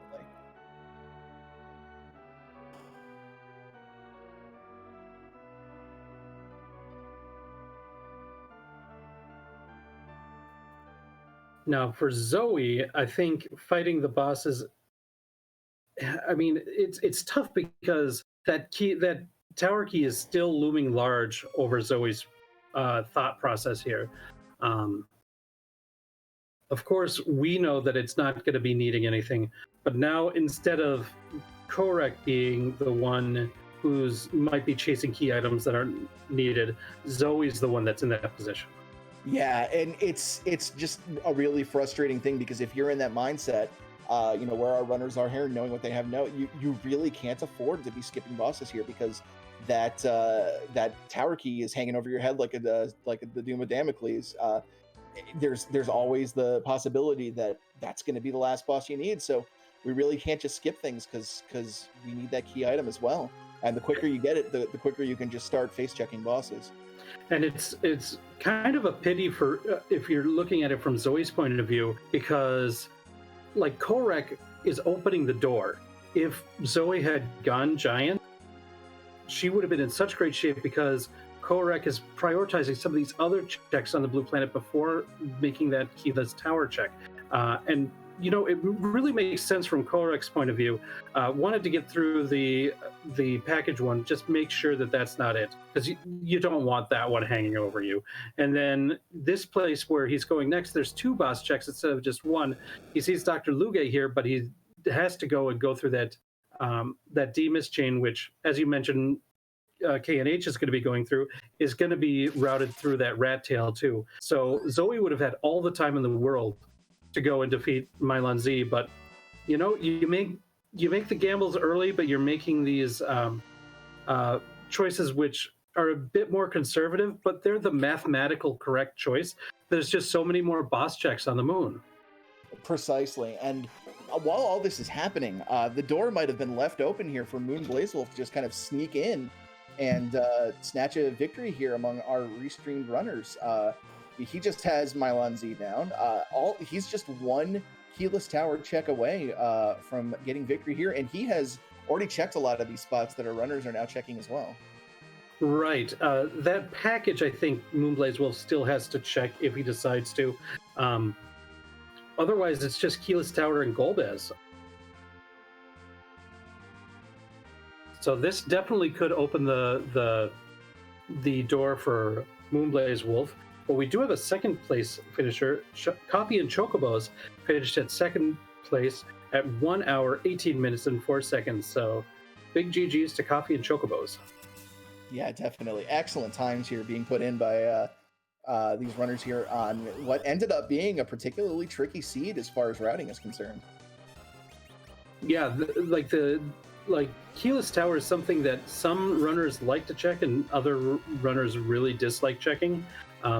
So that's going to be, I think the runners who favor Keyless Tower are definitely going to be having an advantage in this race. Yeah, we saw a lot of love for Keyless Tower in our most recent tournament. It was getting a lot of play in the Football Gauntlet, so I'm a little surprised to see that only one of our runners on stream here tonight has made that play. Ooh, this could be huge. Moonblaze Wolf going underground. Looks like he is heading to the tower. I think right now he might have just zipped ahead of Korek, just as you thought might take place. Yeah, of course, Moonblaze Wolf isn't aware of it, but yeah, really pouncing on this opportunity here. Our other runners have just been, one coin flip away from finishing this race, and it came up heads for Moonblaze Wolf. This could be him sneaking in and taking the win from the other restream runners here. Yeah, this is a really interesting play. Like through a big portion of the second half of the seed, the decision making looked like it was favoring either Korek or Zoe because of specific gambles that they made. But the more, I guess, patient and just going through everything methodically strategy that Blaze did looks like is going to pay off in the end as far as our restream runners go. Yeah, and you kind of think back to when Moonblaze Wolf did go down the Eblin Cave path and chose to walk out rather than fight his way through Lugai and go down the Falcon route. Had he done that, he would have spotted Volvalis down there and might have finished this even quicker than this. But that is such a huge point. Meanwhile, the only one of our runners who did make that decision to fight Dr. Lugai, Kinda Nerdy Housewife, just did that, and so she's now going to be able to peek that boss too and get that piece of information that our runners had been lacking throughout a big portion of this seed. Yeah, that's really, really huge for KNH here, because she's going to be able to go up, do the Keyless Tower, get Volvalis down, and then has she bent the giant yet? I want to say that she has not. I don't believe so. Yeah, so she would still need to make that play, but this is really nice way to get her caught up here. Did she not peek it?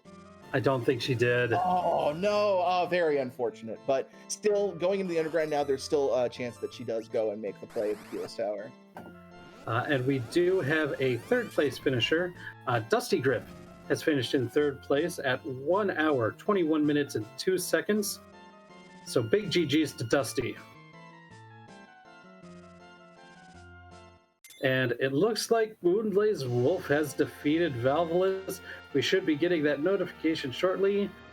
And there's the big congratulations. Big GG's to Moonblaze Wolf, who finished at an official time of 1 hour, 21 minutes, and 17 seconds. GG's to Moonblaze Wolf to be the first of our featured runners to complete this seed. Yeah, GG's indeed.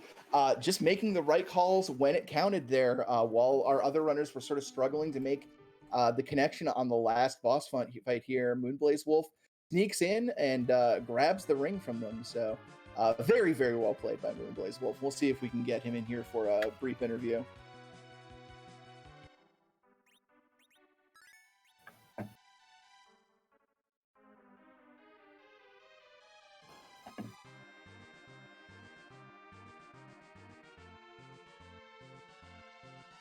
Yeah, I don't think this was necessarily a particularly difficult seed.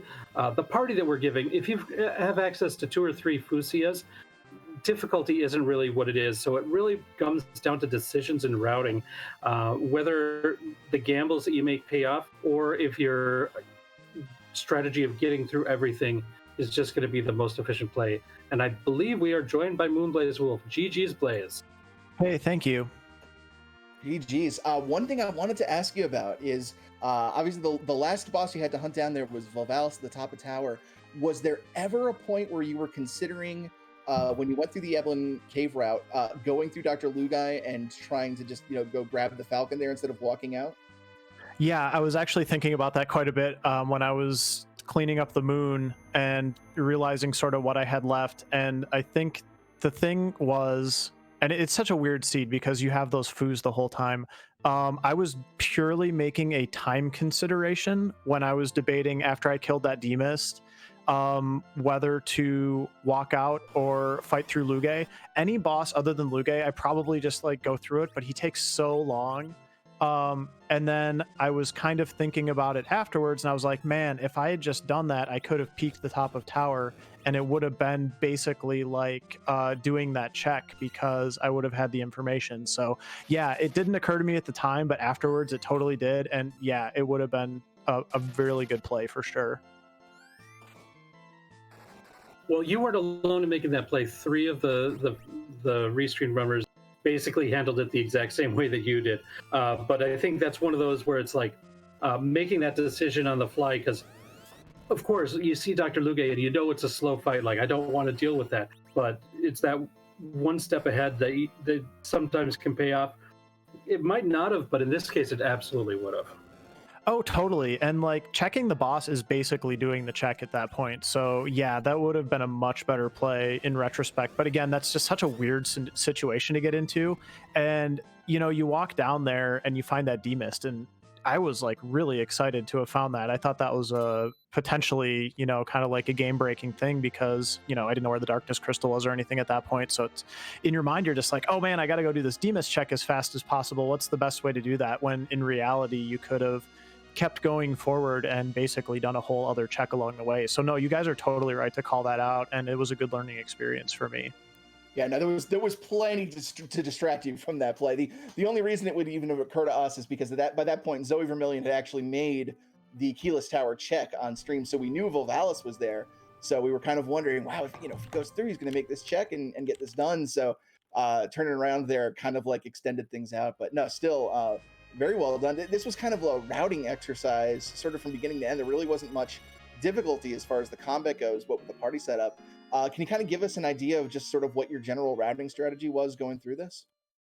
Yeah, I was just trying to be efficient more than anything. But I also wanted to maybe make a couple checks that other people weren't going to. I think I went to Twin Heart pretty early. I mean, I don't know compared to like everybody else, but I mean, I was pretty stoked to check the Twin Harp when I did because I was going up to get the hook and an adamant, and I knew I wanted the adamant before I did Fey Arch in case there were some nasty bosses down there. So there's a couple little things like that that are pretty interesting decisions. Obviously, the upper Babel, lower Babel play is what I'm going to be thinking about, or I was thinking about later on, like you said. But yeah, it's totally just like an exercise in routing. And what you really want to do is you want to get down to that point where either you have all the checks available to you or you have only one boss in front of you, because once you get to that point you can pretty much reset out of anything that you want. And it just didn't quite get there. If I'd had that Volvalis under my belt earlier on, it would have made things a lot easier just to reset out of so many things, but it is what it is. So Yeah, just kind of the nature of these boss hunt seeds. yeah, and it's fun. I did enjoy I did enjoy this particular flag set when I was practicing it earlier today, and I enjoyed the race tonight. Although the power level of the party in this one was like head and shoulders above anything I did earlier. But yeah, it's a lot of fun. It's a lot of fun for sure. So. Three foos will do that. Oh man, yeah, no kidding. You got to figure out how many swag meteos you want to throw down over the course of the seed. Exactly. I want to say GG on your race, Blaze. Did you have any final thoughts about this seed? No, not really. Just thanks again, everybody, for coming out and watching. Thanks to the Restream team and everybody who helps put these things on. It's a lot of fun. And I'll get out of my way and let Korik come in and tell you what he thinks of his run. All right. Well, thanks for joining us, Blaze. That's Moonblaze Wolf taking 4th place overall in tonight's community race, 1st place of our restreamed runners. And I believe we're joined here by Korek, who ninth place overall, second of our restream runners. GG Korek. Thank you. So we wanted to, we were asking this first, is this the first time that we've had you on for a community race? Yeah, I believe so. Yeah, awesome. So what were your thoughts of sort of this kind of type of race and sort of your approach to it? Well, I don't like boss hunts very much, and this is kind of why. But you know what? It's a fun game. Sometimes it works out like this one does, though. Yeah, it kind of seemed to drag on for you, but at the end, just having so much trouble, connecting with that final boss. Was frustration starting to set in, or what was sort of your thoughts going into trying to hunt that Volvalis down? I was just worried about that darn tower key. I mean, it wouldn't even have been bad. Like, even if I last location the spot, it wouldn't, like the boss, it would be fine. But having to like decide to kill all those bosses for nothing was Yeah, it was a bit of a clinch moment when you left the moon without fighting Golbez, and we'd sort of determined from the other streams at that point that Golbez had to have had the tower key. We didn't know that Mylon Z was at the Giant yet, but then when you went into the Giant, you're the first person to find Mylon Z, and that was just sort of a sigh of relief for everybody. It's like, oh goodness, we're not ghosting the tower key, because that would have been the worst. Yeah, of course it's Golbez, right? But yeah, it would have to be. So was that Golbez really looming over you once you decided to reset out of that one? I mean, not really, especially when the dot done the first came in. I'm like, okay, then it's definitely not Golbez. I'm good there, because nobody's doing that. Like, oh, I'm gonna do Golbez and then go back for tower key. No, like I don't know that. Yeah, but I don't know. It felt pretty good. I was so close when after I launched the Lunar Whale. I'm like, okay, I forgot to pick up the item and armor, and I was just so close to going. Okay, top of tower is 2 boss checks, and I can just do that before committing to this moon. But I did not, and that became last location. Yeah, that was one thing we noticed was the keyless tower sort of came into vogue in the most recent tournament, but we only had one of our restream runners do the keyless tower. But you were thinking it was on your mind for a while there.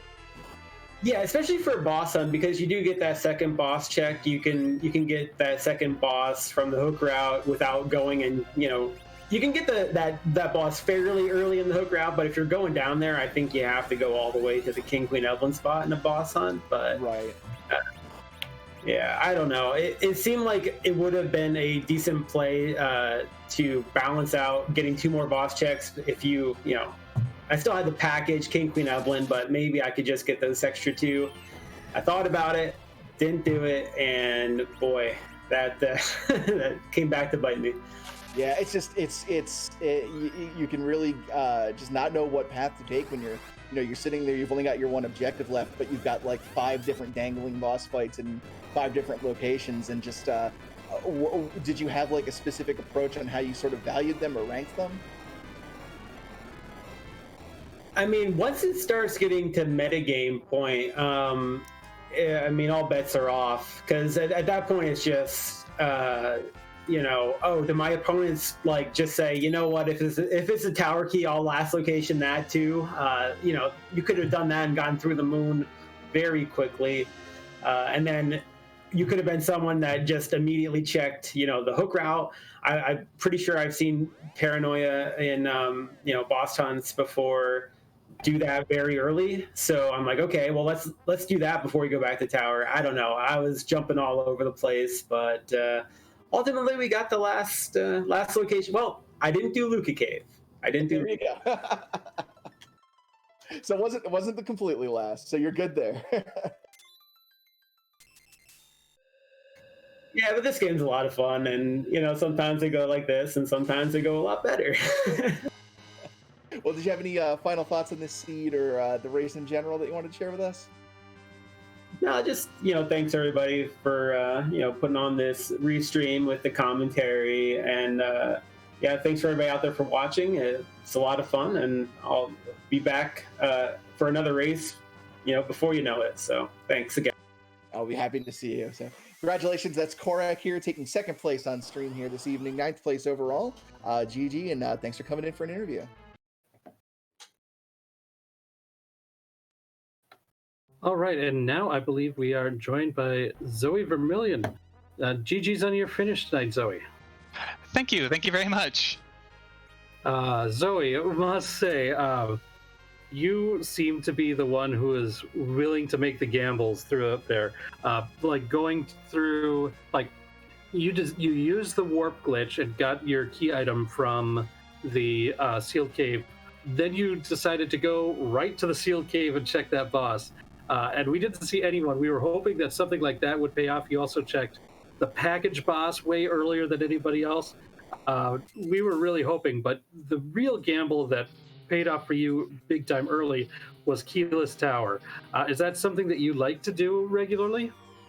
Yeah, no, Keyless Tower is one of my favorite things. It comes up more often than not in a lot of the seeds that I play. And then as soon as I saw that the ballast there, I was like, all right, cool. I'm never coming back here until I've face checked every other boss in the game.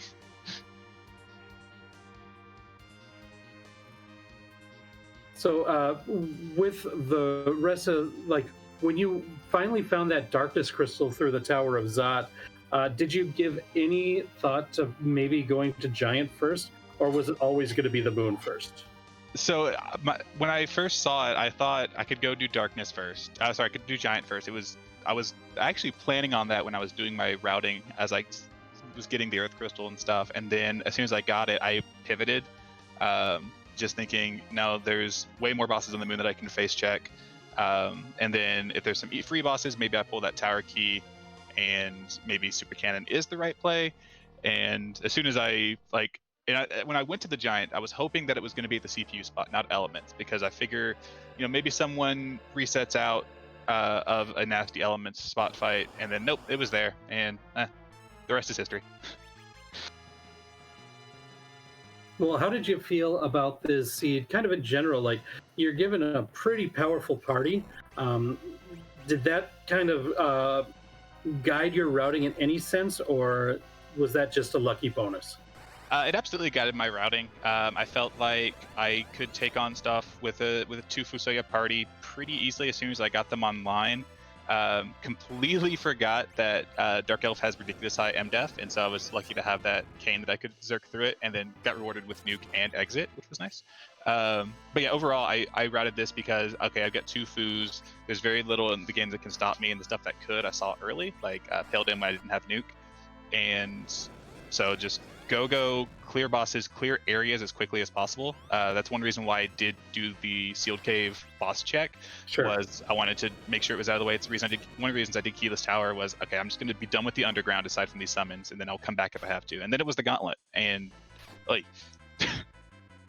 Yeah, if you like Conjurers, that's where it's all about. But other than that, well, this was a really interesting race, and like especially. I want to thank you for volunteering for being restreamed tonight, because your routing was quite a bit different than the other runners. And I think if you had made that play that you originally were planning to do with going to Giant before the Moon, you would have been in a pretty good spot based on where the other runners that we were watching were too. So I want to thank you, and big GG's for your finish. Unfortunately, the last gamble that you made wasn't the one that paid off, but next time it could get you there as well. Yeah, absolutely. And thank you for putting on the restream every week, as always. And thanks for having me on again. This was a ton of fun. This seed felt great. And I hope everyone has a lovely night. All right, GG. Thanks. GG. All right, well, that's Zoe Vermillion, our 10th place finisher overall, and the third of our featured runners to finish. And our 4th featured runner, Kinda Nerdy Housewife, has just defeated Mylon Z. So yeah, this is just going to be a matter of finally climbing that tower, and then KNH is going to be finishing the seed as well. Now, after watching this, and I don't know if you've had a chance to play any seeds with this flag set, Smeepty, what do you think? Is this a flag set that you enjoy? What do you find interesting about it at this point? Well, what I really like specifically about like the Fiend Hunt is sort of how it sort of turns, because normally what you're concerned with chiefly in a traditional free enterprise seed is key items, key items, key items. Anything that can maximize key items are going to give you chances to get what you need to win. Key items are going to get you access. But now all of a sudden, you've got those boss checks looming over your head as well. So these places that you don't normally see so much in a more traditional flag site, like the Giant, like checking the boss at package, things of that nature, all of a sudden these become important checks as well. And I think that's probably my favorite element that gets added when you play in a Fiend Hunt flag set like this. Right, and I find this particular race really interesting because with basically unlimited power through the multiple Fusias and the fact that you get Nuke and Quake so early with them, just made it so routing really became the most important thing, because you weren't limited by whether or not you're able to beat a boss, except in a couple extreme cases, like Zoe mentioned the high magic defense at the Dark Elf vanilla spot, and we saw runners just, I don't want to deal with Golbez. But other than a couple outside cases, bosses aren't going to be a problem for this team. So it really came down to who's going to make the right decisions, make the gambles that pay off, and really, at certain points, almost any of the featured runners could have taken it, had certain decisions panned out better for them. Yeah, precisely. It becomes, especially tonight, but that's one of the things where, you have these 5 distinct characters, and that can really change. If this had been a different 5 characters, maybe more dipping into the pool of what are sometimes lovingly referred to as the reject characters, then all of a sudden that gets turned on its head, because then you have to worry about your mechanical ability, and that's going to factor more into maybe your routing decisions than just efficiency of boss checks, because then it's, can I actually do this boss right now? Do I have the tools to beat this boss comfortably? Do I have the battle knowledge to be able to defeat this? So yeah, when you put that 5 distinct characters into the mix like that, it can really change from seed to seed what skills are being tested. Tonight it happened to be a routing test, but it could just as easily have been a low level, low power party test as well. Or it could be a low power party and having these bosses, because the 4 Fiends really, other than Mylon, I think, are really some of the more difficult bosses if they're in the right spot. Like, I think anyone who's a bit familiar with Free Enterprise know that at certain places, Valvalis, Kainazo, and Rubicante are all extremely difficult bosses. And so being able to maneuver them, if you don't have a really powerful team like we did here, could have been really difficult. And so the fact that our runners were blessed with this really strong team makes it just a different kind of race than it could be. Now, we're going to be playing the same flag set on the Friday night community race. And so it's going to be really interesting to check out that race and see if we end up with a different party, just how different the race ends up being. Yeah, most certainly. I would be really interested to see if we have a flag set that doesn't have access to power characters like Fusoya, where our runners have to be a little more resourceful in order to get through. We talk about how high powered the party was, but we still are finishing at about the 90-minute mark here. Which you wouldn't expect when you have a team that is this, for lack of a better term, steamrolling. And that's just because, you've got so many bosses to hunt, and they can be hiding in these really obscure locations, and you really never know where they're going to pop up. And it's just going to sometimes really reward the people that have the bolder routing strategies. Now, while K&H is in her final fight here, I want to give another shout out to our Restream team. We have Ike here doing the tracking, and we've got Scala Kitty on the Restream tonight. And without them, we wouldn't have a show. So big shout outs to them, making sure that we've got this show for everybody tonight. Yeah, the production team has really been stepping up as of late, putting on Really fantastic show for the Football Gauntlet, and going back into the community races here, they put in a lot of time and volunteer a lot of hours to make these productions as great as they are. So definitely worth your following and your support there. Soon as Kind of Nerdy Housewife mashes through these level up messages, she will have her congratulations screen as well, and there it is. And there we have Kind of Nerdy Housewife finishing officially in 16th place at 1 hour, 42 minutes, 45 seconds. So big GG's to Kind of Nerdy Housewife. And we will see if we can get her in. I believe we've got her in for an interview right now. GG's Kind of Nerdy Housewife. Oh dear. Well, tell us what is oh dear. I checked every boss spot except I did not go to the Seal Cave and check that boss spot. Well, you missed the Baron Guard. It was the Baron Guards. So you were the only runner on stream who actually went through the Baron Cave route, the hook route, beat the both bosses and went out that way.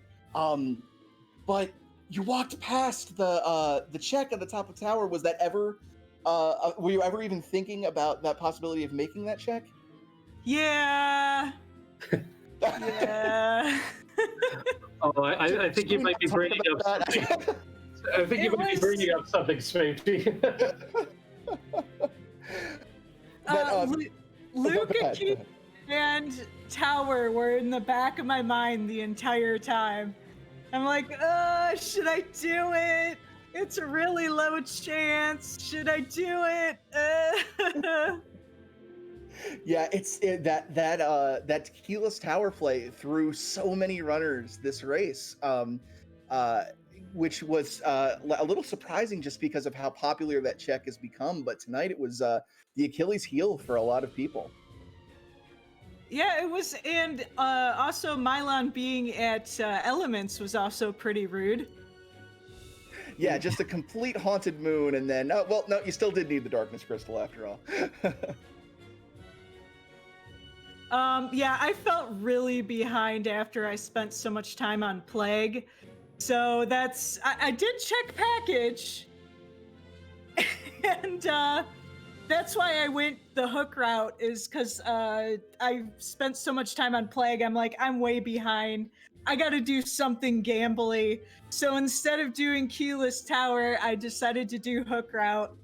And I found a Mist Dragon, so then that got me a little bit excited. But then that didn't lead to anything, so that was disappointing. Yeah, there were a lot of things like that just got your hopes up and dashed them on the cold, hard rocks of reality. Yeah, and then in the end, I think it probably would have been faster to walk out than to fight Dr. Luge. Yeah, that was one thing that we were actually debating, because the other runners walked out and thus weren't able to make that check. You fought through, but it honestly didn't seem like it took you too much more time than walking out. So I don't really think that was a bad call. I think you were perfectly fine there. And had you taken that step to the right and saw Vivalis, then it would have probably significantly saved time. I totally forgot about that.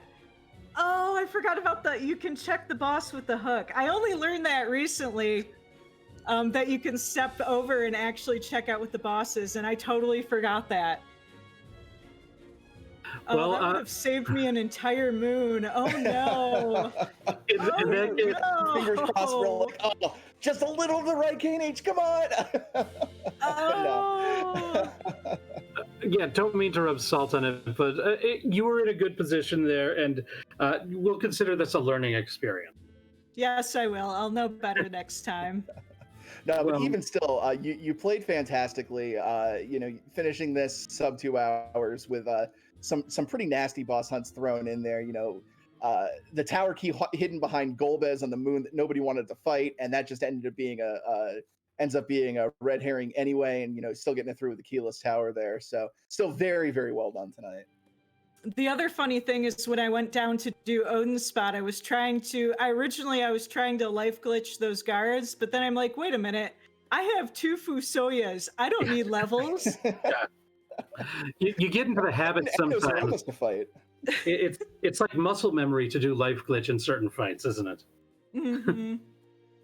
Well, there's XP on the board. You got to take it. exactly. Well, did you have any final thoughts tonight about your run or this flag set overall? It was actually really, really fun. I just made some very bad choices, and next time I'll remember to peek the top of Tower Boss. Well, it's been an absolute pleasure having you on the restream, as always, kind of nerdy housefly. Thank you so much for volunteering tonight, and good luck in your races in the future. Thanks for having me, and I'll see y'all later. Bye. Take care. Well, that was Kind of Nerdy Housewife. Once again, big shout outs to all of our featured runners, Kind of Nerdy Housewife, Zoe Vermillion, Moonblaze Wolf, and Korek.